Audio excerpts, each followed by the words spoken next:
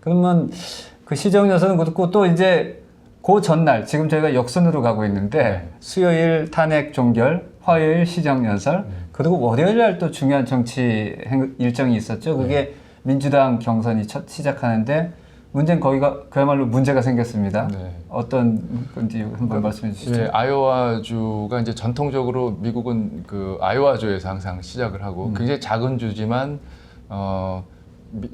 경선을 처음 시작하는 주이기 때문에 미국뿐만 아니라 전 세계의 주목을 받잖아요. 그래서 굉장히 조용하던 그 주가 갑자기 막 그 전 세계에서 온 취재진과 무슨 손님들 뭐 이런 또 정치인들 이런 사람들 때문에 난리법석이 나고 그 덕에 이제 갑자기 없던 수입이 생기는 거죠. 네. 그래서 이 첫 번째로 경선을 한다는 이 지위를 절대로 안 놓치려고 그동안 여러 번 시도가 있었지만은 다른 주에서 왜 당신들만 특권을 누리냐 이런 그쵸. 컴플레인이 있었지만은 여전히 이제 그러고 있죠.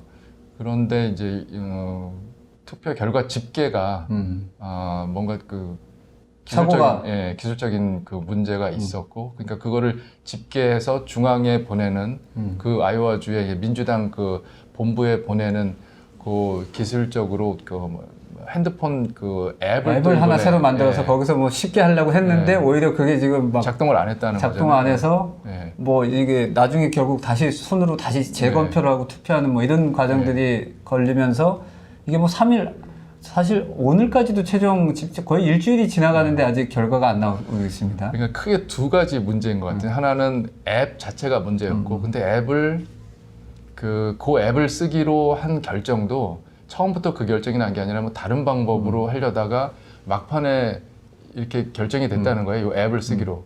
그러면서 이 앱이 과연 그날 제대로 짧은 시간 안에 이렇게 그 집계가 될 수 있는 근데 이렇게 전혀 기술적으로 문제가 없는지 한번 이렇게 테스트를 해봐야 되잖아요. 네. 그걸 제대로 안 해봤다는 거예요. 예, 아이오와 주 전체 차원에서 이게 제대로 되는지를 한번 시연을 해봐야 되는데 그래서 미국이 참 시스템은 잘 돼 있는데 네. 좀 어설픈 데가 있죠. 허술한 데가 있죠. 그걸 네. 다시 한번 보여준 것 같고 또 하나는 그 코커스라고 하죠. 그러니까는 그 두 가지 방식이 있는데 하나는 보통 투표 하듯이 그냥 투표함에 넣는 거고 아이오와는 이제 그 공공시설에 모여갖고 지지자들이 이렇게 그룹별로 모인 다음에 이제 서로 내고를 해갖고 결국 이제 한 후보로 정리가 되는 거 아닙니까? 네.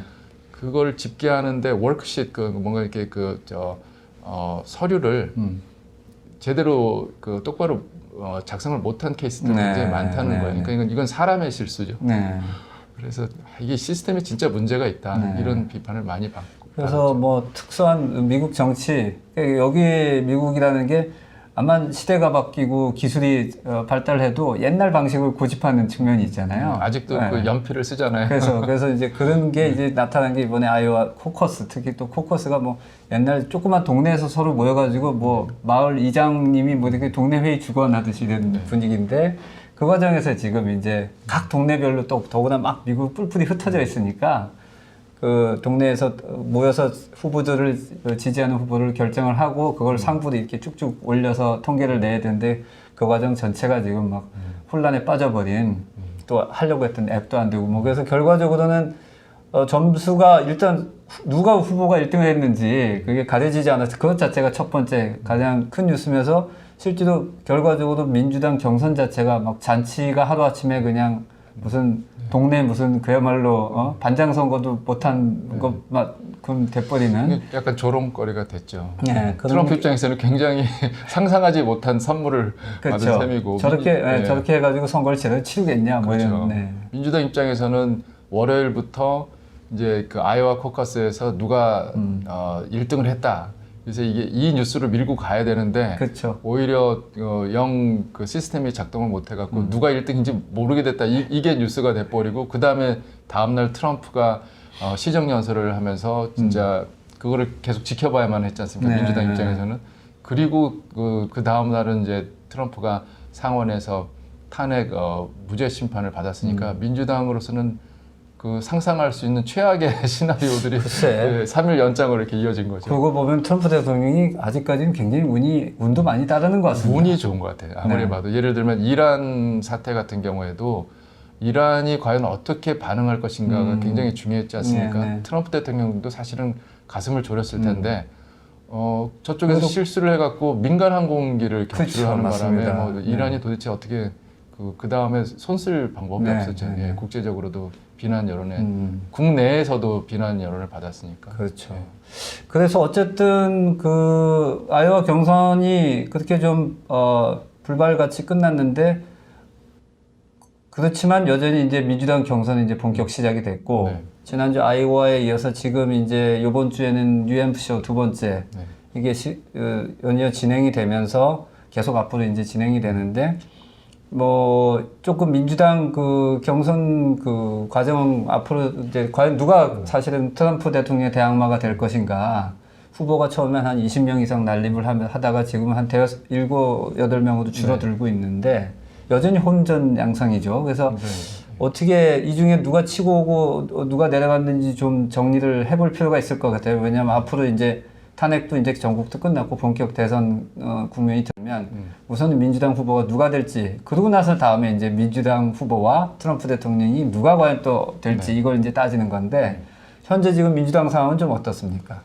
그러니까 지금 아이오와 코커스 이제 뭐 거의 개표는 된 것 같은데요. 이걸 가지고 다시 재검표하자 뭐 이런 논란이 있을 수는 있지만 현재 상황으로는 핏 부더저지가 그 굉장히 30대잖아요. 그렇죠. 지금 인디애나의 사우스밴드라는 조그만 어떻게 보면 한국 기준은 좀 조그만 시골 한의 마을인데 네, 시골 도시 시장 시골 도시의 시장이고 38살인가 아마 네. 그런 걸로 제가 알고 있습니다. 네. 하여튼 이 양반이 이제 1등을 한 거고 네. 그다음에 샌더스 상원의원 굉장히 그 리버럴한 본인이 뭐 예. 리버럴 차원이 아니고 본인 스스로가 얘기한 사회주의자라고 그렇죠. 얘기하는. 사회주의. 그러니까 뭐 혁명을 할 것이냐 아니면 이대로 있을 것이냐 선택을 해라 뭐 이런 식으로 그 캠페인하는 사람이니까 그리고 이제 부대저지는 백인이고 동성애자지만은 그 주로 이제 부자들이 그 정치 헌금을 많이 했다고 그러잖아요. 그래서 두 사람이 굉장히 양극단에 있는데 근데 뚜껑을 열어보니까 둘이 거의 비슷하게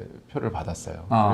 그래서 여전히 민주당 지지자들이 마음을 못 정하고 있다. 그러니까 중도적인 온건 민주당 후보 그 지지자들은 네.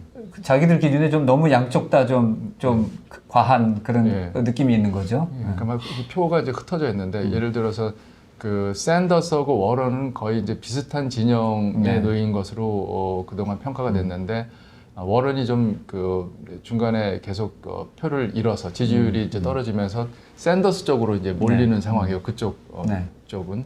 근데 중도 그리고 좀 이렇게 전통적인 그 민주당 지지자들을 이제 그 타겟으로 하는 후보들은 사실은 조 바이든 오바마 때 그 부통령이었던 8년 동안 오바마랑 호흡을 맞췄던 조 바이든이 이제 단연 선두주자라고 생각했는데 뚜껑을 열어보니까 지지율이 저 밑을 한 4등 정도 하는 그렇죠. 걸로 한 뭐 최소한 2등 아니면 못해도 3등은 해야 된다고 생각했는데 갑자기 뭐 4, 5등으로 막 밀려 떨어지고 있습니다. 그 진영에서는 표심이 바이든에서 이제 부대저지로 옮겨간 거죠. 근데 저희가 전에도 그 한두 번 얘기했던 것 같아요. 미국 국내 정치를 얘기하면서 조 바이든이 대세론을 안고 가면서 지지율은 높게 받고 있지만 이게 좀 허수가 많이 보인다. 그리고 본인이 힐러리 클린턴이 했던 그 전철을 그대로 밟고 있어요.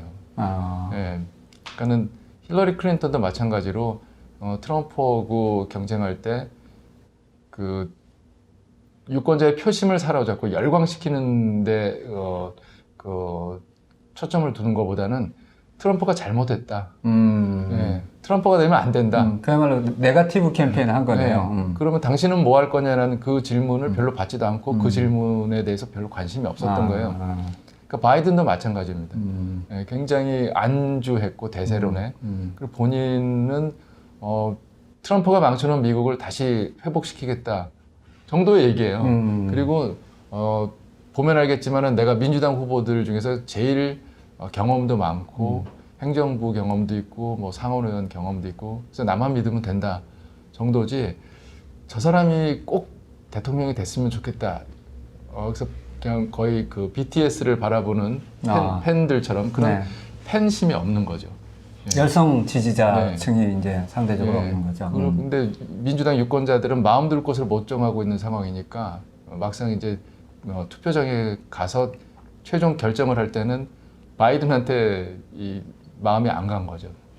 그래서 지금까지 좀 상황을 정리를 해보면 결국 그 트럼프 대통령 민주당 쪽 입장에서는 트럼프 대통령을 이길 수 있는 후보를 선출하고 싶은데 민주당 주류들은 그렇게 보면 여러 가지 경험이나 뭐 안정적인 측면에서 이제 바이든 전 부통령이 가장 유리하지 않나 이런 생각들을 하고 있었는데 지금 뚜껑을 열어보니 아이오와나 뉴햄프셔 물론 그 주가 좀 성향이 좀 굉장히 진보적인 특히 민주당 중에서는 진보적인 성향이 강한 주긴 한데 백인들이 또 네, 백인들이 다 대부분이고 근데 거기에서는 지금 한쪽은 사회주의를 내세우는 공식 물론 이제 우리가 생각하는 뭐 북한이나 이런 식의 사회주의는 아니죠. 미국 기준에서 네, 미국 기준에 사회주의를 내세우는 샌더스 상원의원과 그리고 또 한편에는 굉장히 그 반대쪽에 있는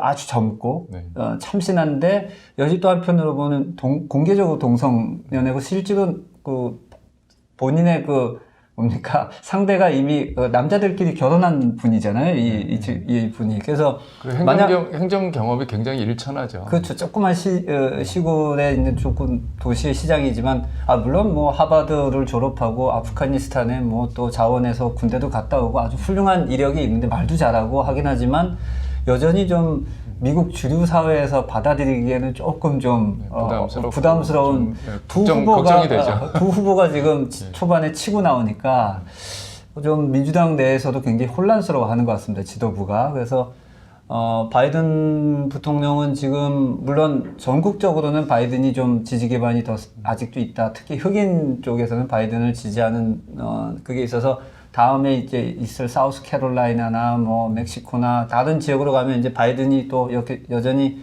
치고 올라올 수 있지 않나 하는 예측은 하는데도 현재 지금 초반 기세로 봐서는 바이든이 굉장히 힘든 거 아닌가. 그러면 부티지지나 아니면 샌더스 상원의원 같은 이 약간 좀 너무 강성의 그 급진적인 분들이 후보가 되면 결국 트럼프 대통령과의 본선에서 이게 중도 내지는 중도 우파 사람들을 표심을 끌어올 수 있을까 하는 이런 좀 민주당의 지금 우려 내지는 고민이 이제 좀 심해지고 있는 것 같은 그런 상황인 것 같습니다. 트럼프도 공개적으로 그 샌더스가 대선 후보가 됐으면 좋겠다는 그런 메시지를 자꾸 보내고 그리고 샌더스를 자꾸 트위터로 공격을 해요.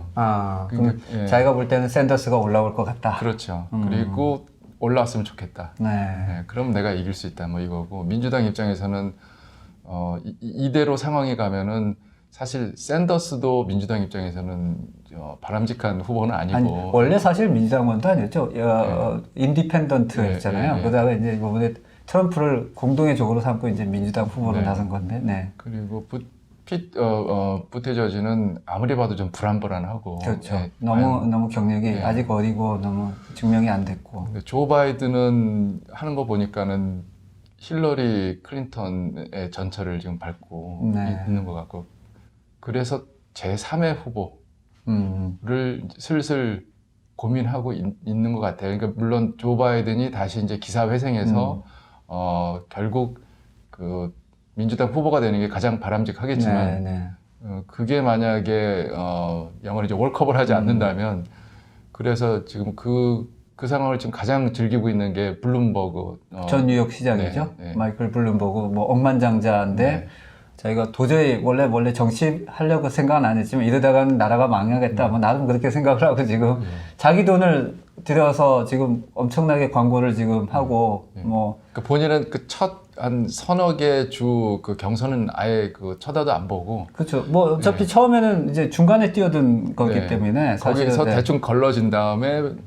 그 사람들하고 이제 경합을 하겠다 이러고 그리고 민주당 쪽에서도 그 TV 토론 그 무대에 올라갈 수 있는 그 자격을 굉장히 엄격하게 했는데 슬쩍 그 블룸버그가 올라갈 수 있는 길을 터놔줬어요. 그러니까 한마디로 중간에 원래 이렇게 경선에 들어오는 게 굉장히 예외적이잖아요. 그렇죠. 근데 예. 그걸 허용을 해줬다는 것 자체가 아마 민주당도 지금 플랜 B를 좀 생각해야 될 만큼 좀 아주 급한 지금 위기들 의식을 느끼고 있는 게 그렇죠. 아닌가. 이러다가는 뭐 결국 또 트럼프 대통령이 재선되는 거 아닌가 이런 생각이 드는 것 같습니다. 존 케리 전 국무장관이죠. 네. 오바마 때. 그리고 상원 외교위원장도 했던 사람이 호텔 로비에서 조 바이든이 이런 식으로 하면은 내가 나가야 되는 거 아닌가 뭐 이런 얘기를 했는데 그 정도로. 그게 MBC 기자한테 그게 이제 그 음성이 포착이 돼갖고 네. 또